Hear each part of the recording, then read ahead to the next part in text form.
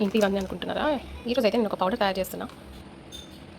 ముందుగా పాన్ పెట్టుకున్నా, అది హీట్ చేసుకున్నా. ఇది జీలకర్ర, 100 గ్రామ్స్ జీలకర్ర. ఈ పౌడర్ని అయితే మంచిగా రోస్ట్ చేసుకోవాలి. ఇది నా సొంత రెసిపీ ఏం కాదు, యూట్యూబర్ సాయి ప్రసన్న గారి దగ్గర చూశాను. చాలా నుంచి ట్రై చేద్దాం అనుకుంటున్నా, బట్ ట్రై చేయలేదు. ఈసారి ఖచ్చితంగా ట్రై చేయాలని ట్రై చేస్తున్నా. గ్యాస్ట్రిక్ ప్రాబ్లమ్ అలాంటివన్నీ తగ్గుతాయి అని చెప్పింది. సో టాబ్లెట్స్ కంటే హోమ్ రెమెడీ బెస్ట్ కదా అని.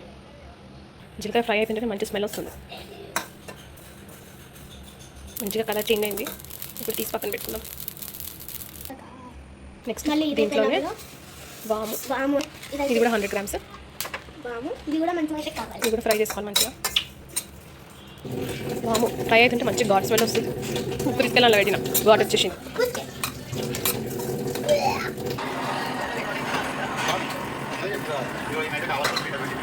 నెక్స్ట్ సోంపు కొంచెం సిమ్లో పెట్టుకొని ఫ్రై చేస్తున్నాను, ఎందుకంటే తొందరగా ఫ్రై అయిపోతుంది. ఇవన్నీ ఈక్వల్గా 100 గ్రామ్స్ తీసుకున్న క్వాంటిటీ. ఫస్ట్ చెక్ చేస్తాను తాగొచ్చా లేదా, తాగగలనా లేదా ఏంటి అని. ఎందుకంటే ఈ మధ్య బాగా గ్యాస్ ప్రాబ్లమ్ వస్తుంది.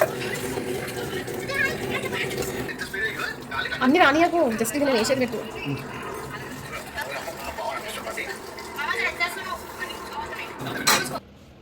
కొంచెం నల్ల జీలకర్ర ఒక స్పూన్ ఉండొచ్చు. ఇవన్నీ మిక్స్ చేసుకొని కొంచెం చల్లగా కావాలా. చల్లగా అయిన తర్వాత మిక్స్ పట్టేసుకుందాం. ఓకేనా ఫ్రెండ్స్? ఇట్లా పౌడర్ చేసుకొని వాటర్ కొంచెం వార్మ్ చేసుకొని ఒక గ్లాస్ వాటర్లో ఒక స్పూన్ వేసుకొని తాగాలి, అంతే. ఓకే మరి బాయ్.